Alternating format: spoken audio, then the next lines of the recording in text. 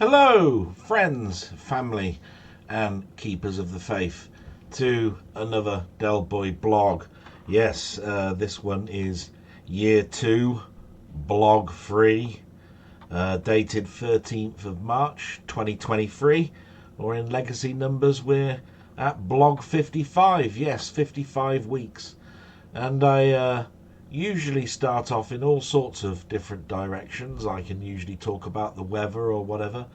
I tried to clear my mind about 3 minutes before hitting the record button, and I found it great difficulty this morning in doing so. I've not been feeling very well, but I do like the freedom of expression, and there are certain things that are on my mind that flit in and then flit out. It's been a good week, work wise. I probably feel that way because they've not pushed anything on me. I had my meeting. I then went into another meeting with another guy who said, "Can you do this work and help me out?" For which I obviously accepted. Read the notes, started to do it. Time went really quickly. Tuesday came along and I repeated. Wednesday came along and that was a full day, and that was probably the one that I was most anxious about. I got to the end of doing this little job. I uploaded it into the database. It needs to be approved, so I don't know whether there are any mistakes in it until Monday. Maybe that's a little bit of anxiety. And then Thursday and Friday, I've just been feeling a little bit down. Now, usually when I feel a little bit down, I start to look and see what's going on in Discord. I start to look at people's videos a bit more. And I don't know what it is, but I feel disjointed from Discord at the moment. I've got a couple of friends that talk to me outside of Discord that have kept me sort of sane and tried to keep a smile on my face.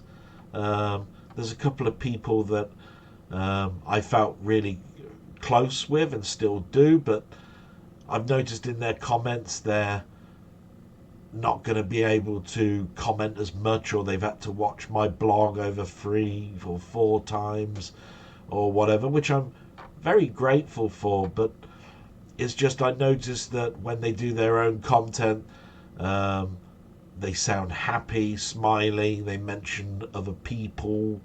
I just don't feel close anymore, I think is the word. But I don't want to get anything too down on this, because every day I reset myself. And even after this blog, I go for a walk and I reset myself. I think about what I'm going to be doing this afternoon. I've just had a conversation with my mum, and we were just talking about how exciting that in the next 2 weeks we're going to be close to April. April is the time where we've got to consider the garden. I've bought something that I thought would really, really please my mother.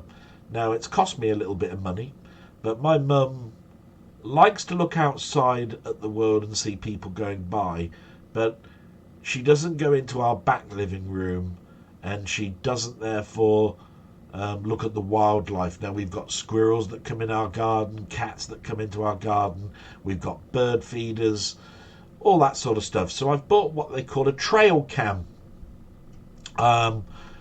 and it arrives on Monday. Now, it's a solar trail cam, so basically it will charge itself up, although I do have to charge it fully up with a USB cable when I get it for 8 hours. And it runs off battery as well for low light. And I'm going to hook it up to our tree right near our feeder, and it has a motion detector, and it will capture the birds feeding. And my mum is always saying that my dad is still around because he's a robin now when he comes into our garden. Now, I don't know whether all of that is true. If my mum wants to feel that way or think that way, spot on. But I just thought to myself, wouldn't it be nice if I do something for my mother where I buy a bird feeder cam?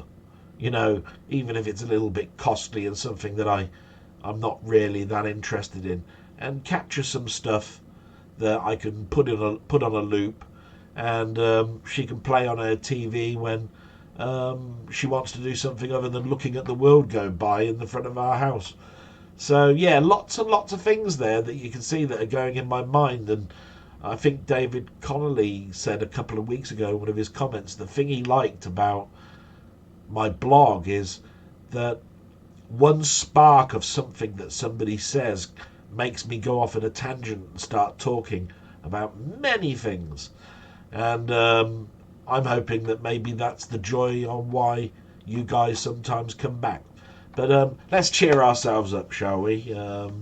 Everything seems to be going okay. You can see that I've still got my other camera view here. I must start using that a bit more. Um, it's all there, and as you know, I have my media view where I've got my notes, and might be using that a little bit later, depending on how we go. But how do I usually start this off? It's the news, isn't it? Yeah. So lots going on, and I didn't want this section to be too lengthy, so I've mentioned a war and a few things that are going on in the world at the moment. So in the war, Russia launched 95 missiles over a 24-hour period on Friday. About 34 were intercepted, but the city of Kiev said it cannot counter the 6 ballistic missiles used by Moscow. Nearly 500,000 people lost power in Kharkiv, Ukraine's second largest city. That's a city that I believe is a strategic element for Russia at the moment, to gain towards the big city of Kiev.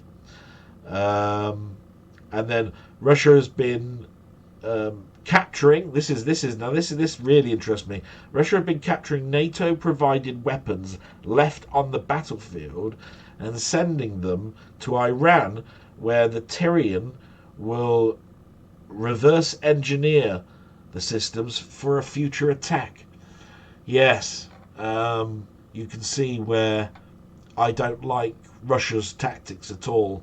They make sense for a war, blow up power plants and all of this sort of stuff, give them no power, starve them, all of this sort of stuff. Now they're picking up weapons from dead soldiers on the battlefield and giving them to Iran to reverse engineer, to start another probably spike in another part of this war, or to aid them in their wars. Anything that will do anything against NATO. Yeah. All bad news. Like I say, I don't really have too many opinions, and I don't like to bring politics in, but you have to understand that the news is the news. These are the things that I've been reading. These are the things that are being debated on Radio 5 when I'm listening to that. And I have an instant reaction to it, and then I let it go by, because I do have to concentrate a little bit with family and so forth. So, we will just say, as I always do, I want the war to end. And then the big news stories have been, well, I think everybody knows in the UK it's all been about immigration. And then that spurred off to Gary Lineker. So we'll merge these two together as best as possible.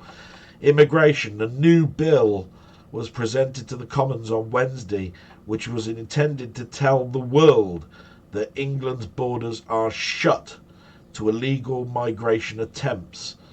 The language used caused uproar amongst MPs. And then a day later, or within the same day, Gary Lineker, who is an English footballer but more a presenter now, and he's the highest paid presenter, I believe, in the BBC, started to tweet what he thought of the language of the bill that was coming out. And I wrote some notes here. Match of the Day presenter asked to step back due to his tweets this week on immigration. He's been told that he needs to have a conversation, and he's been taken off of Match of the Day while they look at the legal contract that he's under for social media in his current role. When that occurred, and when he was told that he needed to step back, all other co-presenters with him in solidarity said, we don't want to do this either. And then it's all been brought in on how the BBC is no longer impartial in its news and so forth. You're all going to have your own opinions on this. This is something that I've battled with as well for ever since I've worked for the government. Most people know I have a civil service status because I work for the probation. And from that point of view, I regularly get emails when there is a news article on Panorama or something about how the court system works, or how the probation system works, or how the police is, that says, do not talk to the press. I believe there is a section that talks about social media, and I have to abide by it. From my point of view, Gary Lineker hides behind something that he says, I'm a contractor. I can say what I want. If it has nothing to do with what I do for the BBC, then my words are my own, and there is a freedom of speech element to it all. Hey, fair enough. I think he could choose his words a little bit more wisely, but he could say the government also could have done the same when they were presenting this new bill. But he started to use Nazis and 1930s Germany in his tweet, and I would have probably thought twice about what he was sending. But he says it's free speech, and that ends the news really, because I have my own opinion on it. I've battled with it myself, doing my own blog, what I can say, what I can't say, what's going on in my life. If work is a huge chunk of it, you don't have too much to say other than what's you're liking and what you're disliking with what's going on in your life at the moment. So we'll end that there. So what do I do now? I usually do the shout outs. So just want to say a big thank you for anybody who does comment, whoever does watch, all of this sort of stuff. It is supposed to be a light-hearted waffle.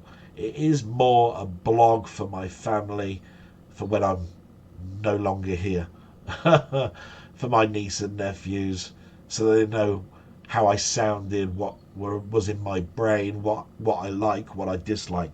But the shout-outs, all these people, like I say, made a comment, kept me company, I suppose, during this week.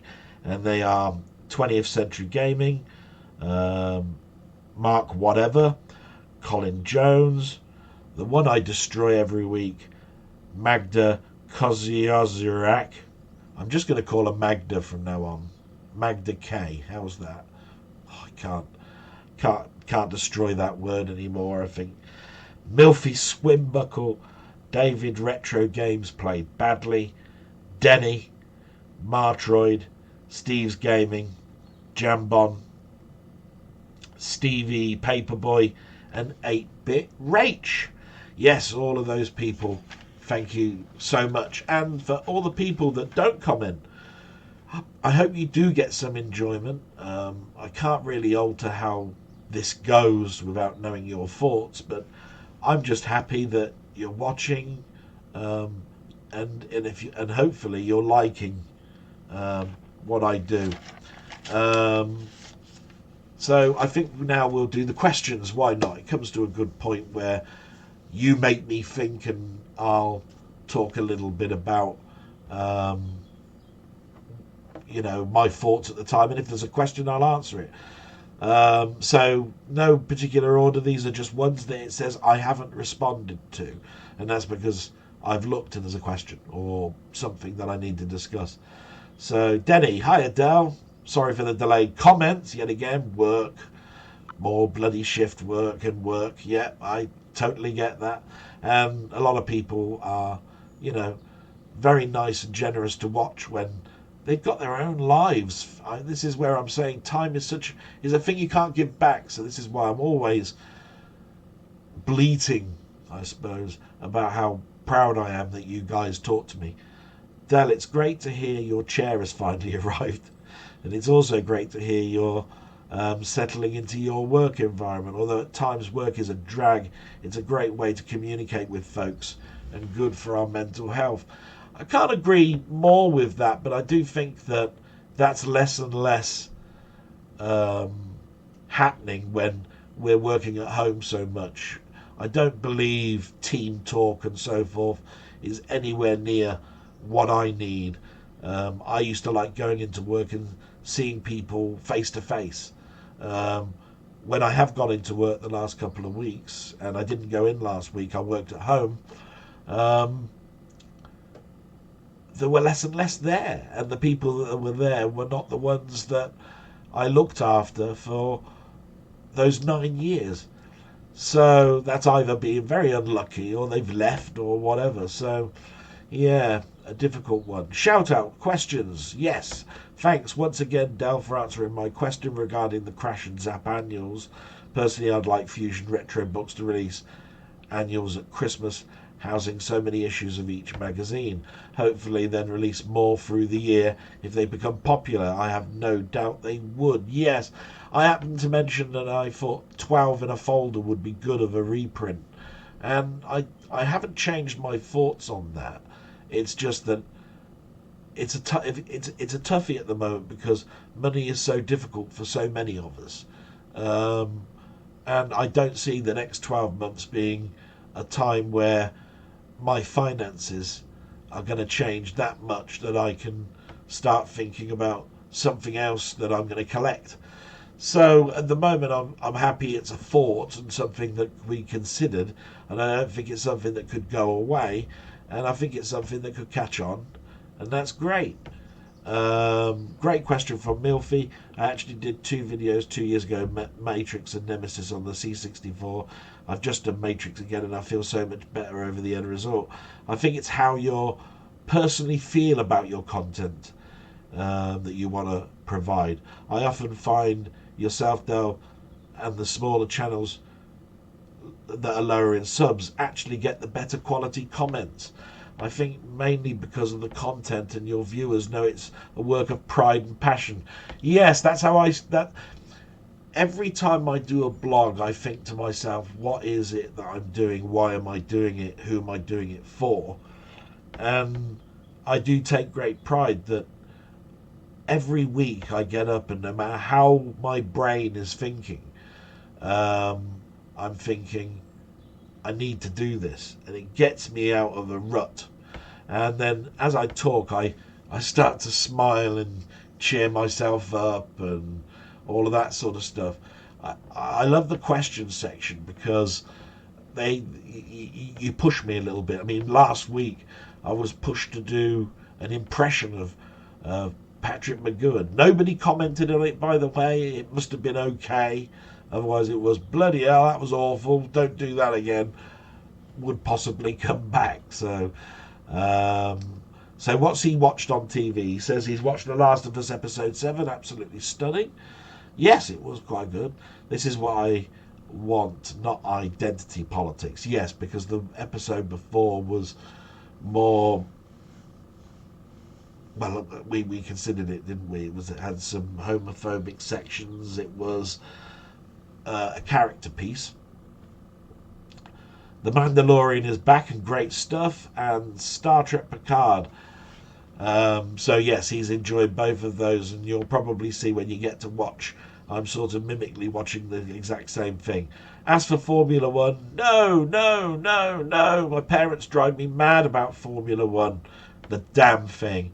Yes, my mum is constantly always saying, what do I want to see cars going around a track all the time? There is a little bit of nostalgia that comes in with Formula One. You sort of know where it's going to go, but you watch it anyway. it's not like boxing where the intent is, let's see how quickly he can floor this guy and how hard he hits.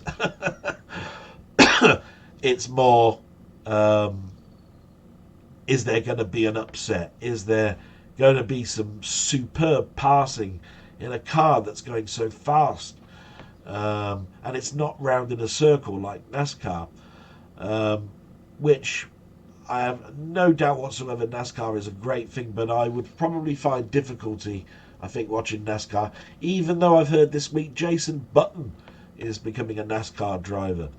And then we go on. It says, your videos. Loved Bruce Lee, great nostalgia, and games that I used to play, keep them up. Fantastic. Question. Okay, so we move to the question. Would you be able to cope without your technology you currently have? Imagine having no internet after using it for years, no telly to watch your films.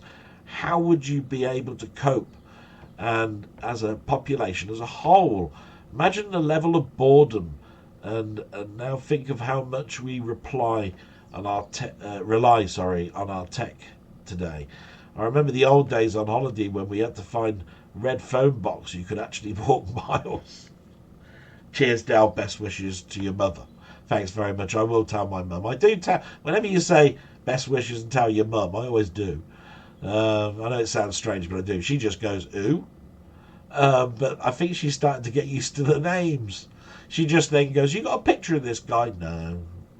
Sort of like that. Quite funny. Let's knock this down. It's a similar sort of question that we've had before. You're on a desert island. Everything's gone away. I'm going to give you a year's worth of food. What food are you going to have? What you're going to do? You can't watch TV. There's no electrical. I'm not going to give you an MP3 player. What you're going to listen to? Are you going to read books? All of that sort of stuff. Now, it's a slight different edge to the question. It's talking about imagine having no internet and how it would affect others and all of that sort of stuff. So yes, do you know what? 10 years ago when I was downloading TV, I was keeping my MAME up to date, the multiple arcade machine emulator ROMs, the internet would go down and I'd be going crazy. It's like, how long's it going to be before it's back up? What am I going to do? I've got nothing. I can't watch that crap on telly, BBC One, ITV. I've got nothing. There's no Skybox. It's all shot. It used to drive me nuts. And then I used to keep checking on my phone because that was a SIM service rather than the internet to see when it was back up and all of this sort of stuff. And I feel less about it now. I don't know if it's because of my age, but if something is down, I just go, oh well, and I get on with something else. And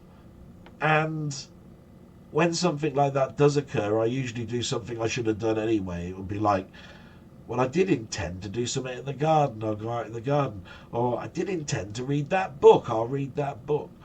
Or I need to really put these bloody books in the right boxes and get them out of this bloody room because it's cluttered enough. All of that sort of stuff goes on when the internet's not on, when the power goes off in our house, when the skybox suddenly stops and you've got to call out an engineer. And then, of course, there is always my DVDs and Blu-rays I turn to if the electric's knocked down. So I've never had to really consider, other than in a question, like you're on a desert island, what would you do? So I think the best way I can look at it is with a big smile and think about all my friends and how strong-minded they are. Colin is one of those people that I've mentioned before. I love to death and all of his content, and he's very straight, forced, focused, that he wants to get something done, and if there's something else that needs to be done, he knows that he can put that to one side and get on with it. And he's constantly looking at moving into areas that push him, so he adapts. And it's the same with other names that I've mentioned, Steve, Rob, all of the others. some of them have talked to me outside and they've gone, I'm not the confident person that you think I am or whatever, but the one thing that comes across is their personality is of a such that they adapt. And I think the world would adapt. If there was no internet and all of this, the hardest it would probably affect is the people that have less experience. The kiddies, the teenagers, the young adults, where they look at their phones all the time and they can't live without their phone and all of that sort of stuff. I think they would have the hardest time. But from my point of view, I think I think I'm going into the blasé method of, oh well, and get on with my life. So, I don't know, maybe that's a good thing. I hope that answers your question anyway, Denny. So we move to Steve. Wonderful Steve, salute, we do all that sort of stuff. Great blog again, Del. I've had to watch this in several parts due to all sorts of shit. I think I've mentioned it before, Steve, before. This is not aimed at certain people.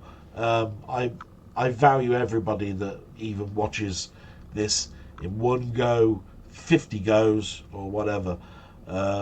You've got your own life, but you take your time out week on week and ask me questions. So you're one of the closest that I've got. But this is going to be a short comment this time because I'm doing about 5 things at once. Thanks for asking my question. By the way, I'm glad you finally got your chair. Question for this week. Which TV... What does it say? Which TV... It goes off in a tangent here. Which TV spin-off is your favourite, if any, but just one? I can't think of many I liked. Okay, you could say Whatever Happened to the Likely Lads was one, maybe Going Straight is another, but I'm sure you'll pick a better one. By the way, love the Bruce Lee video. Thank you very much. Yeah, spin-offs. Now, the trouble with spin-offs is they're not honed to one country. America's got a huge amount of TV content. Some of it is so great that they then decide to do spin-offs. We do exactly the same here. And then there are ones that are loosely spun off. And then there are ones that they consider to be not spin-offs but splinters of. And you'd have to look up probably the word and why I use the word splinter. And because of that, and because there's so many genres, sci-fi, comedy, it's very, very difficult. And you've mentioned ones that I would have brought up. The Likely Lads did turn into Whatever Happened to the Likely Lads. Going Straight, the 6-episode fantastic show that ended far too early, which was a spin-off of Porridge, and all because really Richard Beckinsale died very early on in his life, so it was decided not to continue that show. Yes, if I could mention some then, well, Man About the House had a number of spin-offs, Robin's Nest and George and Mildred. I would consider George and Mildred to be very, very close to Man About the House, and that was a good spin-off, and I would probably put that up there. Probably not as high as Porridge and Going Straight, but it'd be up there. So we've already mentioned, Porridge and that, so I would have had that in my list. Till Death Us Do Part had a very long run with the bigot, played by Warren Mitchell, and that was a thing of its time. I thought it was quite edgy that the BBC brought that back in the 80s for an equal amount of seasons. I think it was like 6 seasons, so 6 years of In Sickness and in Health. And I believe when the BBC gave that up, it ran on for another year under ITV, where it was just called Till Death, which was really supposed to be the end of Alf Garnett, really. Um, those are strong, and we don't talk about those shows too much because we obviously now are trying to not talk about slavery, Nazis, bigotry, racism, um, in the ways that those shows portrayed them. They portrayed them as how they were at the time. We don't like to look at those things how they were at the time. So, but I will mention that show because I think it has one of the strongest reasons to include it in a list of shows that were equal to their original. Um, we all know that Cheers turned into Frasier. We've talked at length about Cheers and Frasier.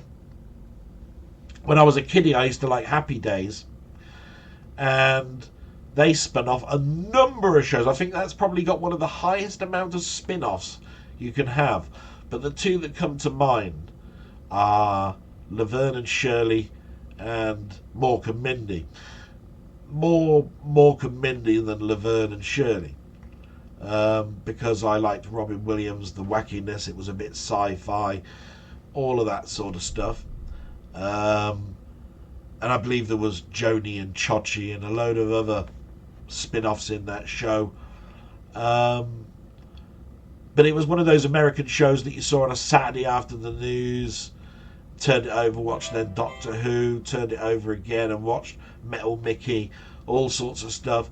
All a mix of American and British shows that got into my conscious because of the age I was at. And then, because, I use Del Boy as a sort of a name, the spin-offs from there's Green Grass and Rock and Chips, but I don't consider them to be quite as high quality of those shows, and I consider them more splinters. Although Rock and Chips was an interesting concept to go back to when Del was a teenager and what was going on with his mum and dad more than anything else. And it gave Nicholas Lyndhurst the ability to play his dad, Freddy the Frog. So I think I won't go any further with that because it will probably take up all of the blog. But I hope I gave some shows there that you might agree with. Definitely, if I know Steve as well as I do, my salute, he'll disagree with a heck of a lot of that. Milfy Swimbuckle, what can I do without reading out Milfy Swimbuckle's stuff? He's gone. Question for the next blog. What arcade franchises, say with at least 3 or more games, do you like and dislike the most? And secondly, if an old arcade game was remade with exactly the same gameplay but with updated graphics, music and sound, which games would you like to see updated? Now he's got an and lastly, but I'm going to try and answer that one because that's a very comprehensive and well structured question, and I'm going to lose the thread if I go too far. I've done that too many times to you, Milfy, and I don't want to do that anymore. I think I need to point you in the direction of some of the earliest splinter offs of my blog, where I played games that have been modernized but have a foot in the past but given a lick of paint, because I looked for so many games that I used to love playing on the Commodore 64 and Spectrum and in the arcades, and I thought, what would they look if they updated the graphics and sound, but the gameplay quintessentially wasn't changed too much? And I still look for those games, and I found a couple that did it right, and so many that just lost the plot. So I'll aim you at those. But there was a couple of corkers that came out of that. There was an Attic Attack one for the Spectrum, which was called Majora's Mansion, something like that, where they isometrically made Attic Attack and turned it into a very speedy thing, and it looked like a Spectrum game, but there was no way the Spectrum could have ever have done it. So that was done well. I've done a couple of Defender ones just recently, like Refender, and those are ones where pretty much it's Defender, and all they've done is put a skin on it, and that really worked well.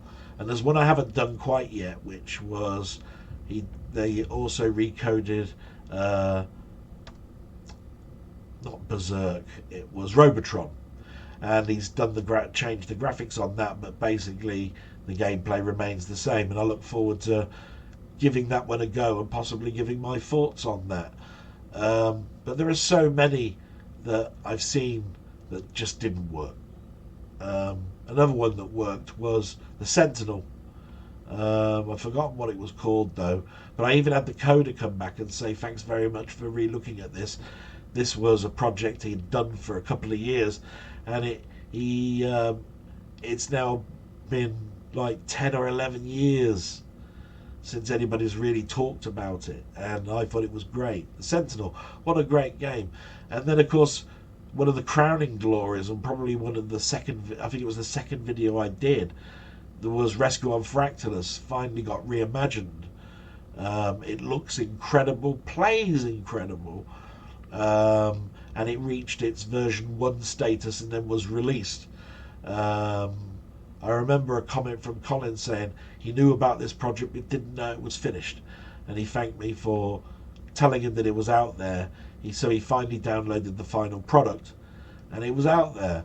And all you've got to do really, Milfy, is look at some of these other people, like Steve is doing his all-time favourites. He's just done Rescue on Fractalus. He thinks that's one of his 10 Atari 8-bit games, one of them.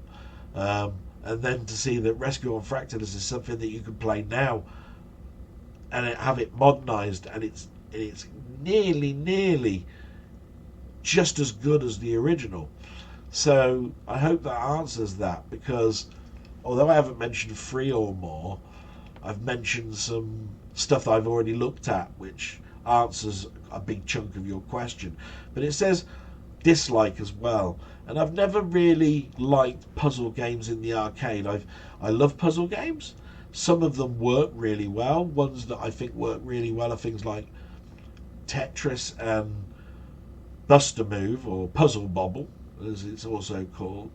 But there are other ones that, although technically are fantastic, graphically look great, I just couldn't get into, and they definitely don't work in an arcade. You need to think in a puzzle, and think quite quickly. An arcade is more about putting a coin in and seeing how long you can last against the alien horde, as an example. So he says, and lastly, so I hope that answers that really, Milfy. And lastly, here's a fairly easy riddle I thought up on Wednesday. Can you get the name of the film I'm thinking of with this clue? The clue is Sly Man puts on his famous gloves and frightens people at the cinema. What film be this? Well, it isn't Freddy from Nightmare on Elm Street, because he didn't just do the cinema. Last Action Hero is in a cinema, but there's no antagonist with a person with gloves. No, not going to get that one. If you're still stuck, here's a quote from the film which you can Google to get it. Quote, "A mental mindfuck can be nice." Ooh.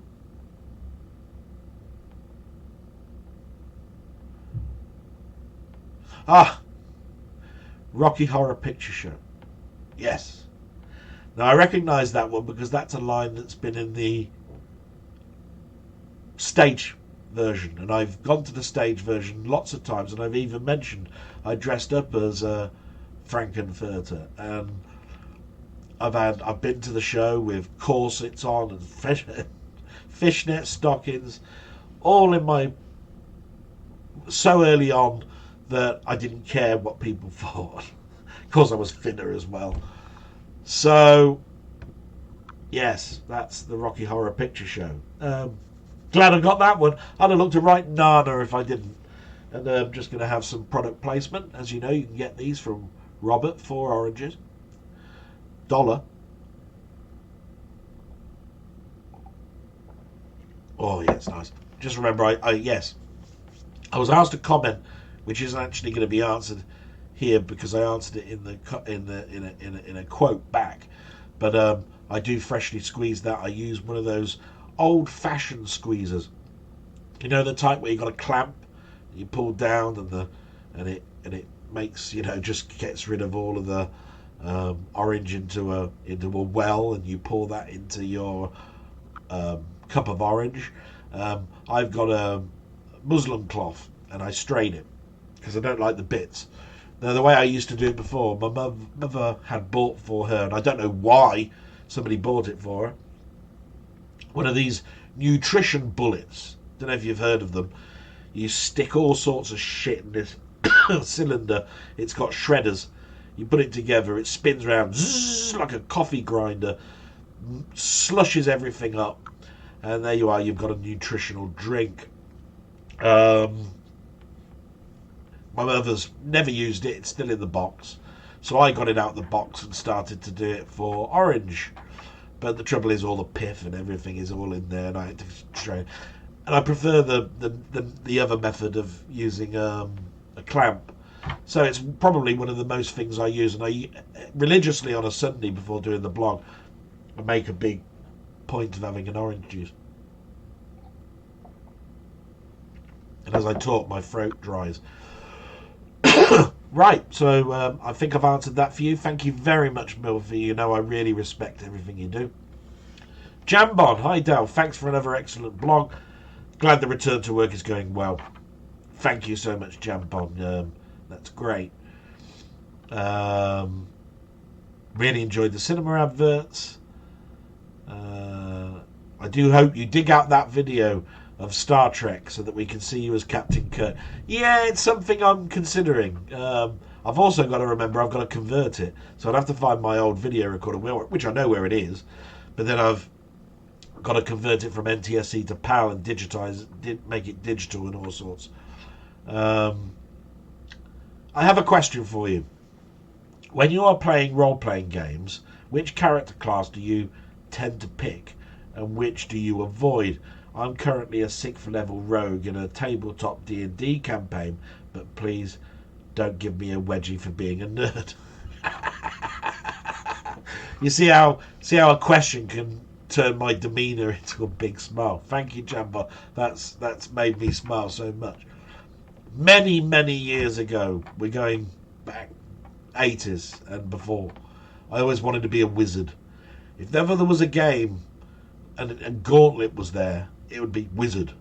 After I have to be a wizard, I have to be the bloke with the weird hat firing fireballs at my hands. It was just something I needed. And this wizard can obviously heal, so it's a healer as well. Oh, the versatility, rather than somebody that just wants to wield a sword or fire an arrow and all that sort of stuff.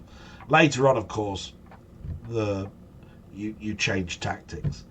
I remember in Guild Wars, I started off as a healer, but it became boring because the healer, when you're on a single mission by yourself, is very low powered, offensive, so you weren't really going to get great enjoyment unless you were with someone.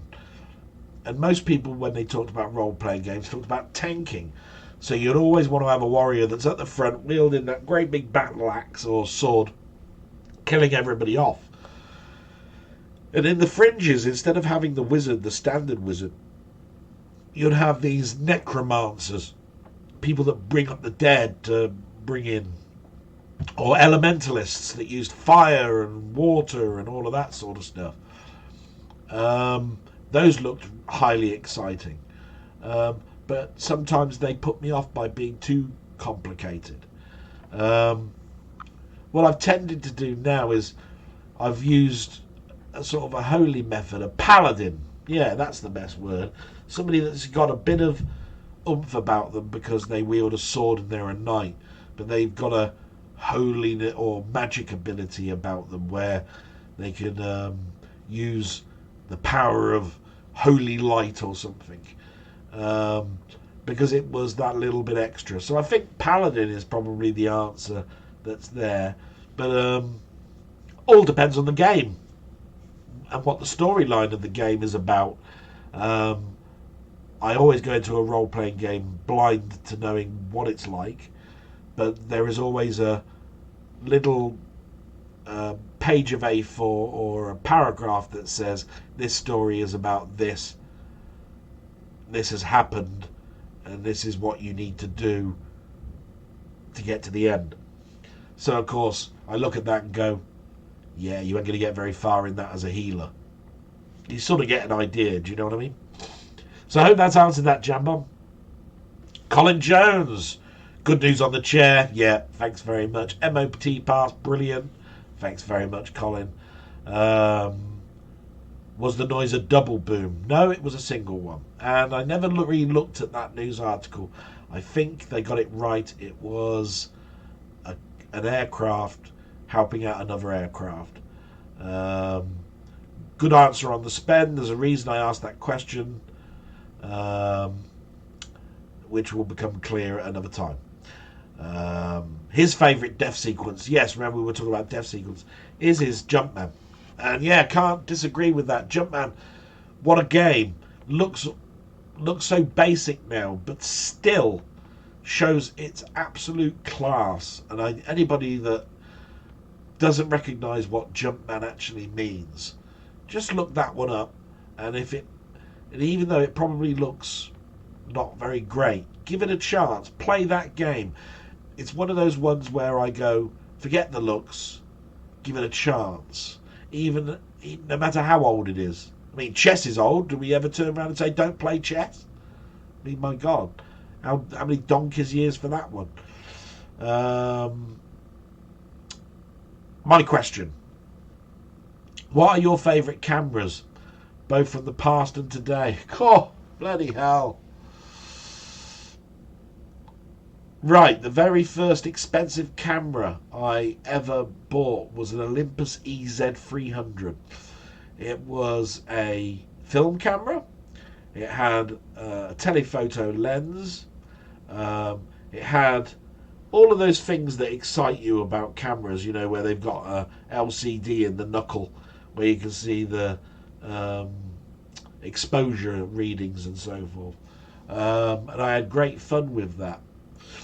And then I got into some other sort of like photography, more digital minded. These little Fuji fine pics, which have a bad rep, but actually sold in their millions, and they weren't as bad as what you think. And I think the worst thing that happened to me when it comes to cameras was there was too much emphasis on your phone. So even now, when people are considering to upgrade their phone, they're not looking at the battery anymore, how good the signal is.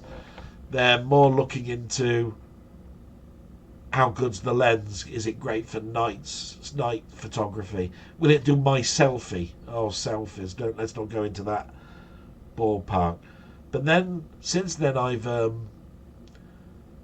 gotten more serious, and I've bought Canon DSLRs, and I love those Canon cameras. I considered Nikon for a long time, but I always considered the Canon to be just that little bit more set up in the menu system and how it works than the Nikons.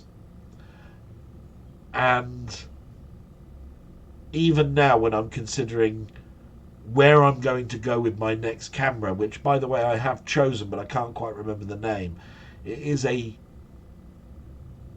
is now another DSLR rather than going pure digital, and I think it's a Canon 95. I know that the body of the camera is £1,700, bloody expensive, but it keeps me with my lenses that I've currently got, so I don't have to buy any new housings. It does move me into 4K. It does have that ability to take 4 shots or 5 shots of something out in the garden, and then it will interpolate the images together to give you the best shot, and all sorts of other little features that would become a godsend if I was in, say, the Pennines and I was taking some photography of the hills, because you've got to remember that when you're taking 5 photos, it'll take one with the exposure all the way out, and with the focal on the distance, and then it will take the other 4 with that going back, and then you can put them all together and have a totally sharp picture, something that is very difficult to do. But also you can merge those into whichever one you want and still have the background blurred while the foreground is something that is crystal sharp. But what I'm trying to get in is that you've got a lot of flexibility. So I do like using those things that you can do in Lightbox and all of that sort of stuff at home, but can actually do it in the camera itself. So I have started to look at some of those abilities.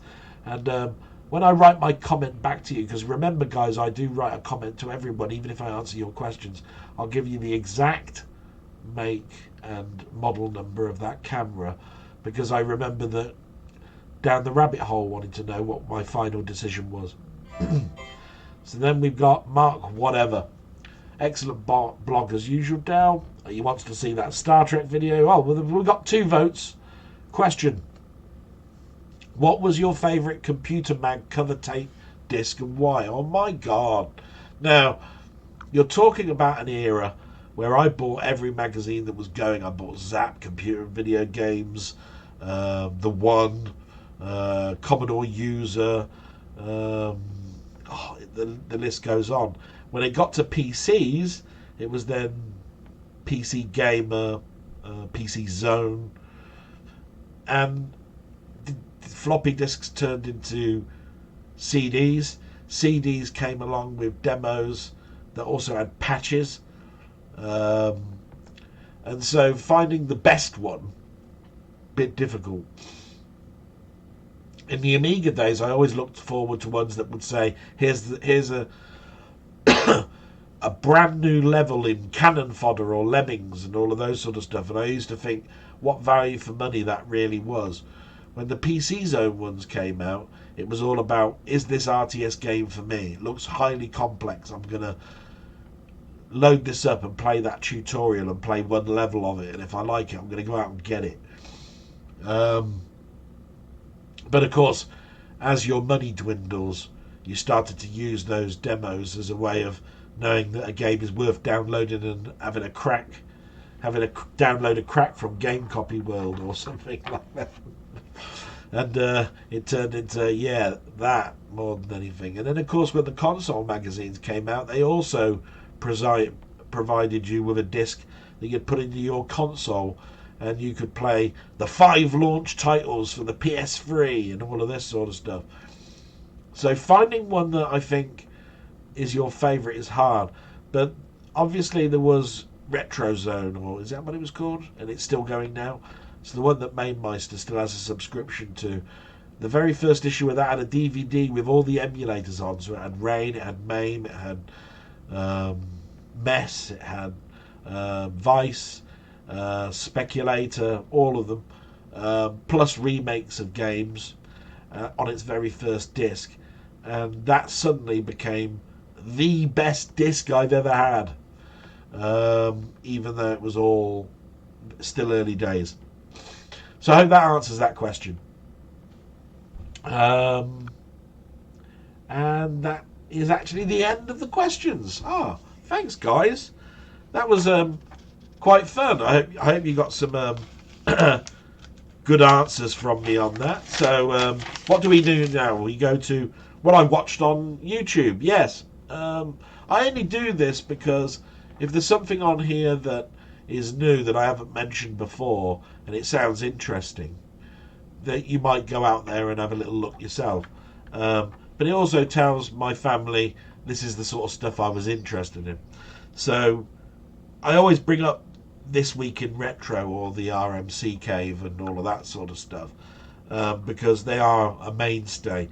They talked about piracy and the colour Vectrex, where they were talking about the unlaunched product where you put the glasses on and it had a spinning disc on it and it turned the whiteness of a Vectrex game into colour without having to put filters on. That was quite interesting. And piracy was something that I covered in a blog earlier this week. So it was quite interesting to hear their take. Didn't totally agree with it. He said that piracy didn't damage. Well, it does. He also didn't say how. They didn't really mention the good. They just said they did it. Shouldn't have done it. Interested in the demos of it. The names of the crack people became synonymous, as well as the people that programmed the game. But they didn't turn around and say what the good points of it was. And there are. But it was balanced enough. And then, of course, I like Techmoan. And Techmoan was the one where I've talked to you before, where he does more about hi-fis and all of that sort of stuff. This time, he was talking about his Kickstarter that he had put money into for a bird feeder with an integrated camera. And that's where the idea came from for my mum. I mentioned to you earlier that I've just bought a security camera. It's more a security camera with a motion sensor in it, with night photography in as well. It's what they call an animal trail cam that I've bought. This is a similar thing, but for your garden. For really, what it does is it takes pictures of the birds as they take the food out of your feeder, but it also connects to the internet and tells you what bird it is, what species, and it tells you how many visitors as well that you've had to your garden, because every time it does it does a count. So it's got a few more bells and whistles over what mine will do, because mine doesn't connect to the internet, although it does connect to the Wi-Fi for me to know it's taken a picture, and I can see a lower resolution version of it, which it will take on its SD card. So Techmoan gave me that idea to get that. Thank him for that, because I think that's going to make my mum very happy. LGR, he did a weird old computer mice episode this week, where he looked at an 8D mouse, a baseball mouse, and a gun mouse. And they were all characterized mice. Instead of just being a mouse, there was something about it. The 8D one was weird, but basically all that was a mouse like we have now, but the scroll wheel was a hat. And what I mean by a hat is, if you ever used to play with a joystick which had some buttons on the top, it was an 8-way jog type button. So instead of it just scrolling up and down and left and right and all of that sort of stuff, it had all 8 directions which were programmable. It was a Yahoo mouse, I think it was. The baseball mouse was a horrible idea. What it was is a circular, half-circle mouse which you covered with a skin that looked like a baseball. Probably gave you some grip, but all the buttons were covered by this grip. And he said it smelt bloody awful. I can imagine after all these years. And the gun one was equally as benign. But it was a good show. And then I watched Tronics Fix. Now, I go back to him every now and again. I'd really like these Tronics screwdrivers that are in America. Every time I go to Amazon and type in Tronics, they don't come up. But they do look really good products, and it has everything that you'd want there. You know, the little prying tools for cracking open a phone, and it's got all the small screwdriver sets, and they all look incredibly sturdy, rather than the ones that you turn once and they bloody either destroy the screw head or destroy the head of the bit itself. So, but anyway, he was doing a refurbished NES inspection. So what he did was he spent his own money buying an NES which was listed as refurbished from a high-end company that refurbishes old tech. $277 on this NES he bought, which only included 4 games and 2 controllers. So he took it to bits just to see how refurbished it was, and oh my god, it wasn't that refurbished, was it? There was a cobweb inside it, there was dirt around the rubbers, all of that sort of stuff. Some of the games didn't work unless you put some ibuprofen chemical onto the circuitry. blew on them, used cotton wool buds, all sorts of stuff. And he said, just goes to show you that even though something is listed as refurbished, you probably are not getting what you think. And then the last bit of news was that right at the end, when I was doing my blog prep, it was mentioned that Retro Recipes, his name is Chris Simpson if you didn't know, has announced as the new editor of the Zap, Crash and Amiga and Amstrad magazine that comes out in A5 format through Fusion Books. Chris Wilkins is stepping down after doing the first 12 issues, and Chris Simpson has decided he will take over as editing. And I don't see that as a bad thing, don't see it as a good thing. I mention it because I do buy Zap, although I'm not a subscriber. I buy it every couple of months. I go and buy 2 issues, which is Zap and the Amiga one. And I always said I'll review whether I'm going to continue with that magazine when I fill a binder. And I've just filled the first Commodore 64 binder because you can fit 12 in them. So I haven't made a decision yet. It would mean I'll have to buy a binder and then buy another 12 issues for the next one. Now that the editor has changed, that probably gives me a bit of an incentive to continue, just to see how he is in his editing. I find him very enjoyable to watch in most of the videos, but just lately it's been a bit more reliant on presents coming, or his wife being involved, or guests around, or getting their daughter to do little skits and all of that sort of stuff. And he's gotten more into the, I'm going to set up my room to look just how it was in my bedroom back in 1981. That was a particular episode where I found it interesting, but I was going, why? The amount of money that you need to do that. And I can see a nostalgia aspect of it. But many of us, we can only experience that nostalgia by an emulator or part of it. We haven't got the money to buy the exact desk, the exact chair, the exact, you know what I mean? And he's in America, so it must be even more costly. But hey, if he's got money, he's got money. I'm not sour, honest. And I wish him incredibly well, because he has entertained me, and I do generally like his YouTube channel. And then there's your stuff. Right, okay, let's start off with Ponder. Yes, he did a cycle video, which he does on now and again. The thing that I like about Ponder is he does do several different things. He doesn't just keep to technology. And he raised my awareness to stuff that's going on the road all the time. And there are only certain times where I've gotten disgruntled, where he says, typical Audi driver or something like that, because that makes me feel bad, because I'm an Audi driver and I don't consider myself typical. And I could look sometimes at his videos and say, that's just how Welsh are at driving. Don't drive like that much in this country. But that would be a falsehood, because we do. English drivers are they're atrocious. I'm not one of those people either that will turn around and say I know everything about traffic law. I passed my test. Have I been retested? No. Have I got into some nasty habits? Most definitely. If you're going to turn around and say you're the perfect driver, you're wrong.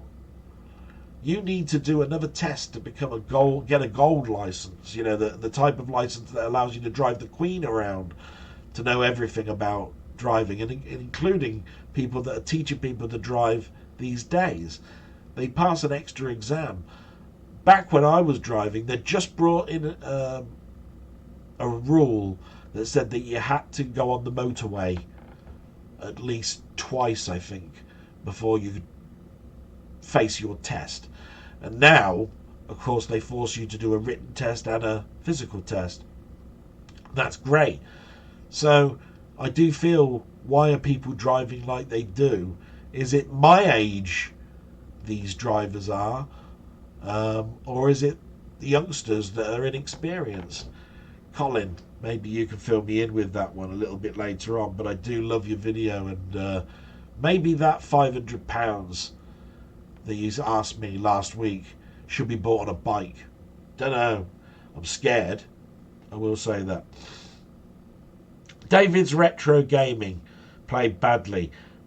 He's just finished collecting his hit squad collection. I was so excited for him. I'm a collector, you see. I class myself as a collector because I collect comics and films and all sorts of stuff, right? I don't consider myself a collector of everything. So when I'm talking about games, I'm not that much of a collector. It's more about I want everything, and if I can have it, but if I haven't got it, I don't care. But he finished his Hit Squad game collection. Finally got the one tape he was missing. Very fortuitous to do so. And he's now totally agreed he's never going to do that again. If he hasn't got it in his collection, tough. His collection, therefore, is not complete, and he can live with that. And that's great. So, David, a shout out to you. Because you say I always entertain you when you're at work on a Sunday. So while you're listening to this later on, I hope you get great pleasure at that. Steve's Gaming, he's been doing his all-time favourites. He's done an episode 6 and 7, I believe, this week.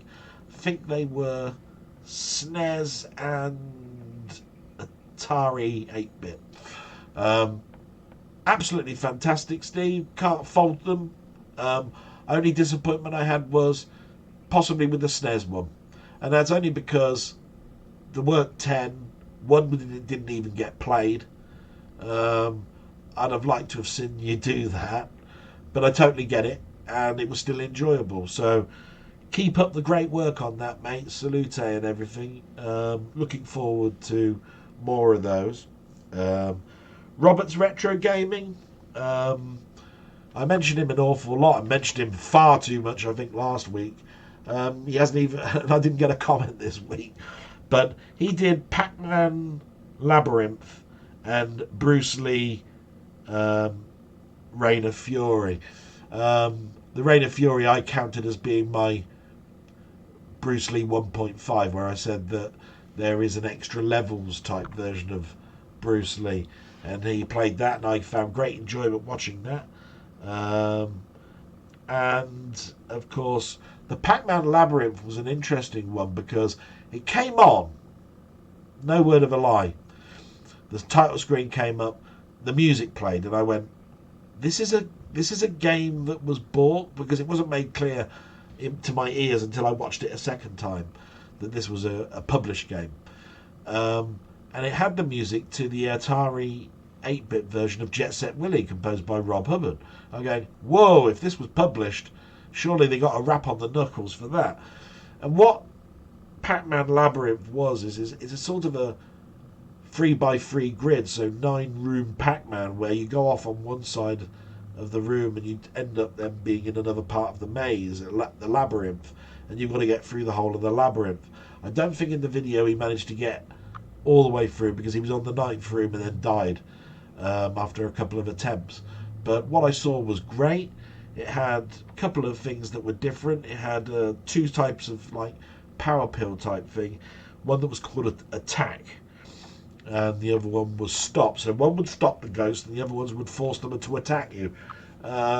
Interesting mechanic that was, those 2 stand out out of all of the videos that Robert did that week, and he does content like a conveyor belt. I mean, we're talking, I've mentioned 2, he's probably done 8 this week. So you need to go out there and have a little look at it, guys. Great stuff. Salute. 20th Century Gaming did his live stream. Brilliant. Nothing really else to say about 20th Century Gaming in his live stream, because the live stream is nice to watch because it's like a community of other people that come in, ask him to play games, and you get great enjoyment because he might choose the one that you mentioned, or you might see more of the game because you're having difficulty with that game yourself, and he gets past it, so he shows you the way. I then look at that as being a giving back to the community, because it's almost like, can you give me a hint on something? He's that good at games. So that's great. Down the rabbit hole this week, did a taste of a whiskey. I think it was Chivas Regal. Yeah. I've only had that whiskey, I think, once. And I used to be a pretty big whiskey drinker. My favourites now are things like Dalwhinnie or a Lafroig. But hats off to him because he likes his whiskey. He goes out and buys something a little bit unusual, drinks it, gives his opinion of it. If I remember rightly, Chivas Regal is a 12-year malt. And if I remember rightly, I found it a bit dry. Now, it's weird how people start talking about drinking and say dry. What do I mean by that? It went down the throat very nice, smooth, but there's a texture to it that made it feel like that it's sort of like you have dry wine. You'll know there's a difference between sweet and dry. Certain things have got words to that, like brut, I think it means extra dry if you're talking about champagne. Whiskey doesn't have that, but you tell the difference between how smooth something is, how less of a kick it's got, or how much of an aftertaste there is to it. I think it was quite a nice one, actually, Chivas Regal. Might have to go back to that. LFC Gamer, he did his blog talking about football, idiot drivers, so sort of like ties in with the Ponders bit, because the amount of idiots on Ponders videos driving, my God. I can't say any more about Ponder and his cycling. He absolutely has a minefield. It's so enjoyable watching his cycle rides. You just need to watch it. It's like hypnosis. So I enjoyed LFC's blog because it gives an insight on what he feels. So he started talking about his feelings on the football, his feelings that week on idiot drivers. So I salute out to that. And I think the last one is Mainmeister, yes. So I've been heavily involved with Mainmeister for the last week, funnily enough. Didn't think, there's been weeks, months go by where nothing, and then all of a sudden there's something that's happening. And it's always great to help. So I helped with an interview with Richard Linefeller and Dan Malone. That went on for 2 hours, and it was so good to meet those guys. There was a little bit before the recording and a little bit afterwards. I was obviously drawn more towards Dan because he wanted to get into comics, and he was actually brought in as a graphic designer for a game based on the type of drawing he did, because the advertisement said draws a little bit like 2000 AD. So they wanted somebody that draws things like Judge Dredd and stuff. So naturally they drew towards him, and he's a big Marvel fan. So I'm a Marvel fan. So of course we got on really well, and that's nothing taken away from Richard. I'd have liked to have asked a couple more questions, but we just ran out of time, and it is Mainmeister's channel, and he got in the important ones. The thing about doing something with other people is you respect where you are in the pecking order, but you also respect the fact that the most important questions are going to be raised by the host, because not only has he asked community questions that we'd like him to present for us, he's also got a structure that he wants to do to get the most out of them. My questions might have been trapped into some area that no person gives a fig about. So I learned an awful lot through that interview with that.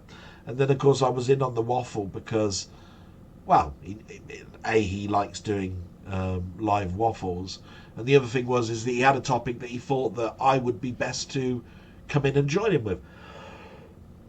Absolutely fantastic to consider that one of your mates might have a topic that would broaden out something because you're involved in it. So salute to my friend. A couple of sad bits at the end where it's not the end for Mainmeister, but he's just stepping back a bit, and to be quite honest, good for him. 10 years. When I say step back, I mean he's still going to have content now every week. It's just certain content he needs to refresh. He needs to sit back. He needs to consider how can I refresh this? How can I make it a little bit newer, a better face, a bit more gloss, whatever. And he also needs to concentrate on things that used to give him joy, and he doesn't do as much anymore, because you got to remember, people that are doing this stuff are doing it free, and it takes up their time. They've got families, and they've also got lives that they need to lead. And if you're doing a couple of videos a week, then those days that you're off, you're sitting in front of a PC doing a video. You've got to have time for yourself. And that brings the end to that. Thank you so much for everything with all of that, and I enjoyed.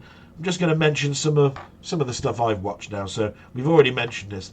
Last of Us, yeah, I watched Season 1, Episode 8, the penultimate episode, Episode 9. The last episode is tonight, or should I say 2 o'clock in the morning on Monday. I will be watching that at 9 o'clock on Sky on Monday, and hopefully it's going to be a good end that leads into it. I've really enjoyed The Last of Us. I've considered it to have good content, good story writing for the majority of the part. There are always going to be bits that you don't like about some things. I don't worry about those things if the whole is the thing that was enjoyable. And it's that then leads us into Picard and The Mandalorian, because Picard has now got to episode 4. They came to a cliffhanger sort of like last week, where the Enterprise and everybody, not the Enterprise, it was the Titan, the Titan starship was heading into a gravity well of a sort, so they were all going to die. They've only got so much time left. They're in a right state where they can't do anything. They've got no power. It was all down to themselves that this happened to them, and so it turned into what they call one of those character-led stories, where everybody had a bit of time talking to somebody else that eked out a little bit about them, what made them what they were, what's going on in their lives, and then of course it will lead up to the crescendo of the end of the episode. So nice always to see an episode like that. That was in episode 4. That type of episode was in episode 3 of The Last of Us, if you wanted to know the type of story it was. Mandalorian episode 2 continue.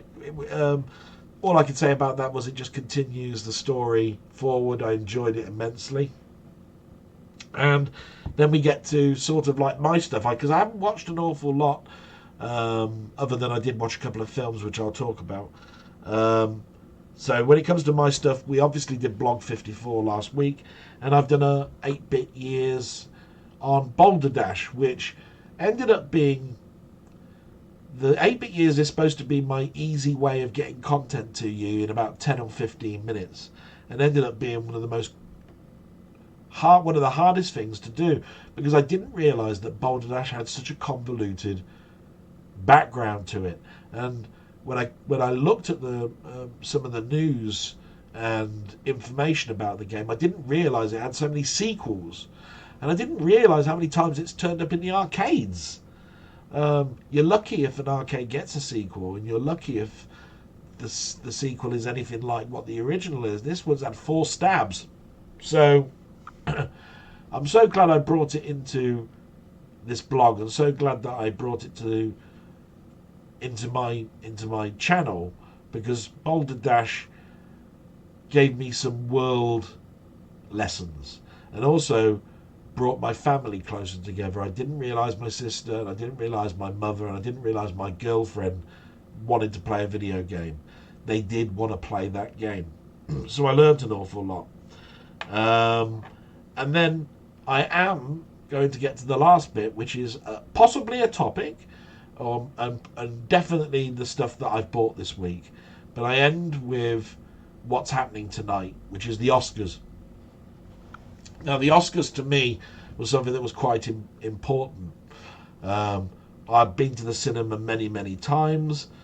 It was a 4-hour thing, which you could think as a snore fest, where all of these people are being praised, and then they're going to become privileged.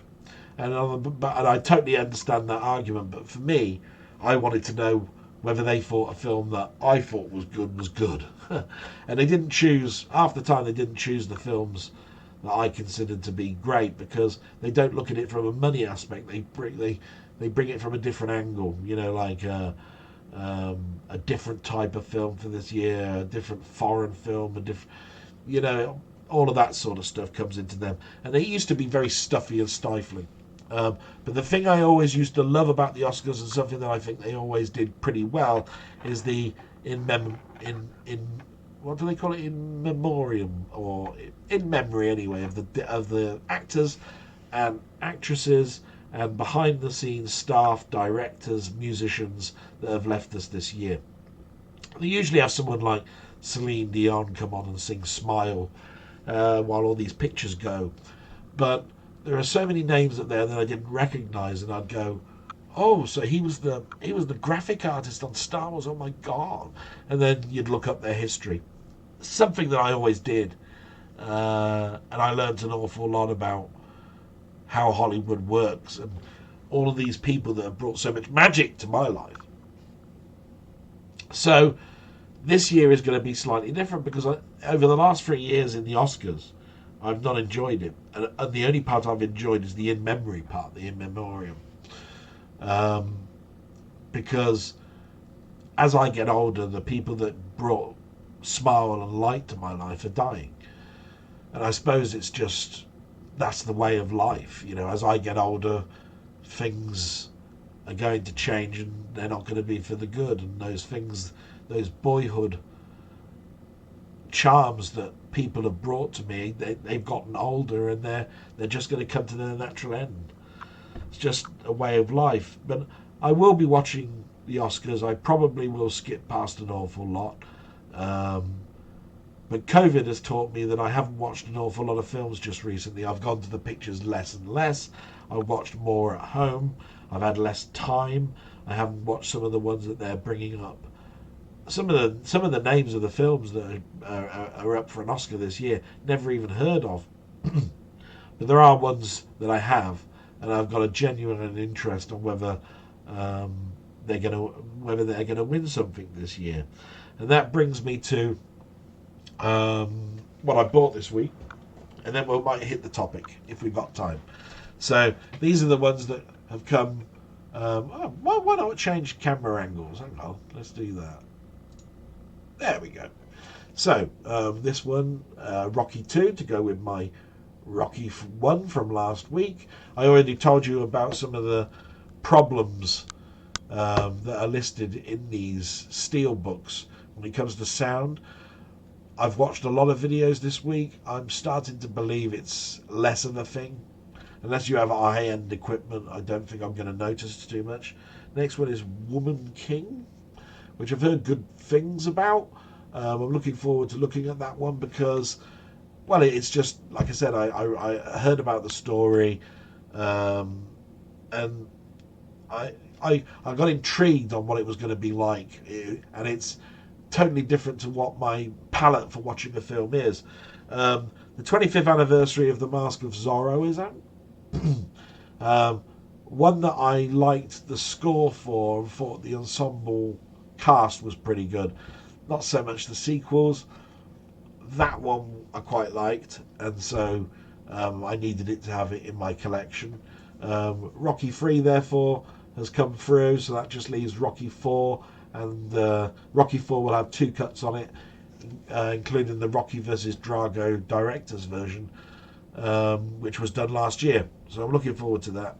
And then there's just a couple of 2 that happened this week, and it was a right muddle, where one of the people that I watch videos on talked about something called cursed films, and I didn't really look too closely at it, but cursed films is actually a documentary series, not a series about films. This mentions 5 films down here, so it's got Poltergeist, The Omen, The Exorcist, The Crow, and Twilight Zone the movie. And I realised I didn't have Twilight Zone the movie on Blu-ray. I've got it on DVD. And when I looked at the Blu-ray price, I went, bloody hell, that's shocking. And I thought that this had those films on it. it's a documentary about those films. So if you've ever known anything about The Twilight Zone, you know it was a cursed film. There were deaths on the set. There's a court case about health and safety on film sets and all sorts of stuff with The Twilight Zone. So I still kept it.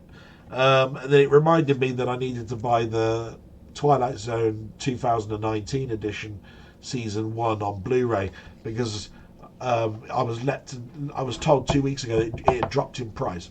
So I managed to get that for £14, down from £34. So I've just got the season 2 to get, which is still pricey at £34 at the moment. And we're going to get to the topic. So we're going to change cameras again. Okay, let me just get myself set up. And I think we will be there. There we go. So you can see the cameras now back up. Hopefully no stuttering this week. Now, I talked at length about adverts, cinema adverts, and then I started thinking this week, all-time favourite trailers that I saw at the cinema. Now, the difficulty with doing something like this is that if you were in a small town like mine, you only had one cinema, and it could have been an Odeon, it could have been a Canon, it could have been a VUE, etc., etc. They all have their separate ways of how they're going to present films, how they're going to show the trailers, how they're going to show the adverts. And it's very difficult to find, therefore, a Canon, here's a presentation of future films to see at this cinema, like from the 80s and 90s, because so many of those cinemas were taken over by Odeon or some others, and that have been modernised, and there's not so much a 35mm reel that you can get off of YouTube. So I'm just going to play these in order. They are just a snippet of some of the things that you will have seen as a future presentation. Okay, so I'm going to mute my camera and just play these in order. Hopefully they'll bring back some memories for you, and then I'll just talk at the end a little bit about why I chose these ones. So here we go.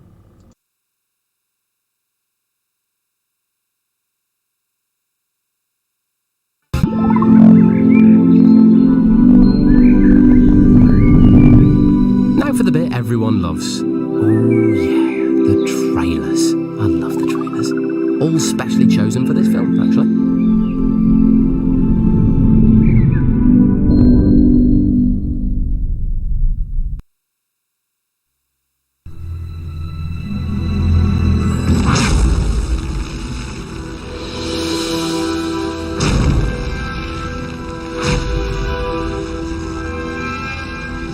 There's a fine line between being an ordinary man and an extraordinary hero. Next year, that line will be crossed as the most anticipated motion picture event of 2001 takes you for the ultimate spin.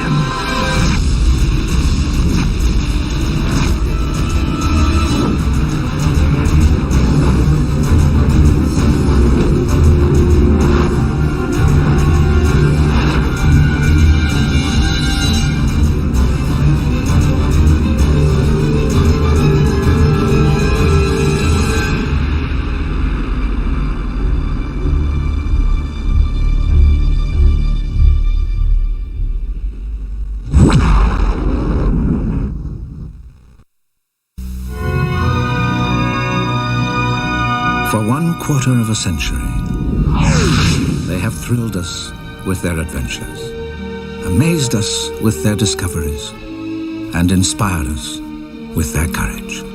Their ship has journeyed beyond imagination. Her name has become legend. Her crew, the finest ever assembled. We have traveled beside them from one corner of the galaxy to the other. They have been our guides, our protectors, and our friends. Now you are invited to join them for one last adventure. For at the end of history lies the undiscovered country.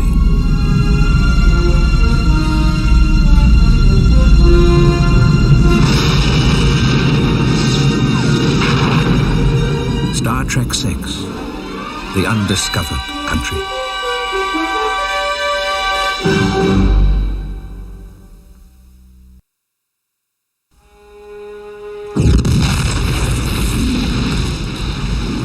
The Klingon Empire has 50 years of life left to it. To offer Klingons a safe haven within Federation space is suicide. They're animals. Jim, they are dying. And you, Captain Kirk, are to be our first olive branch. Me? The galaxy stands at a crossroads. This is the Starship Enterprise. We've been ordered to escort you to your meeting on Earth. Guess who's coming to dinner? I have so wanted to meet you, Captain. One warrior to another. Right. On the verge of peace. The undiscovered country. The future. On the brink of war. We come in peace, and you blatantly defy that. We haven't fired. According to our databanks, we have. I shall blow you out of the stars. Now, the crew of the Starship Enterprise Will not be the instigators of full-scale war on the eve of universal peace. They're coming about. Battle stations. fights not to win battles, Incoming. Signal our surrender. Captain? We surrender! but to end them forever.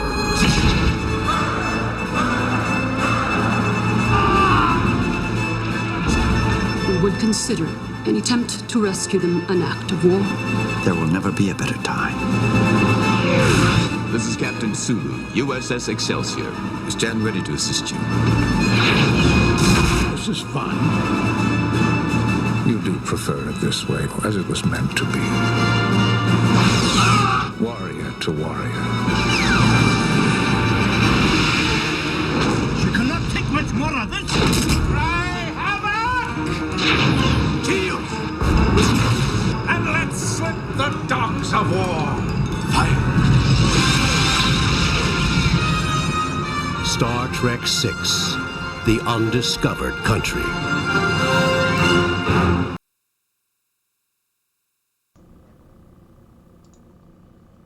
And there we go with just a few trailers.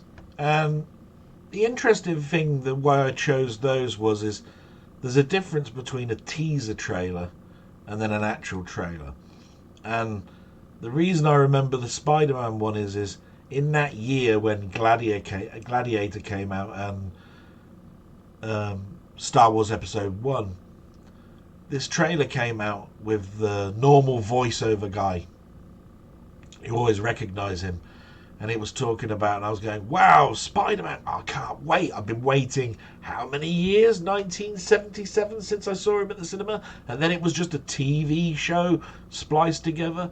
And I've been collecting this character since 1972.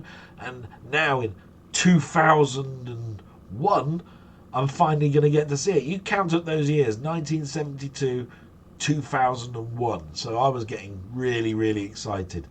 18 months later is when you actually get to damn well see the thing. So you can imagine highly exciting, and it told you next to nothing.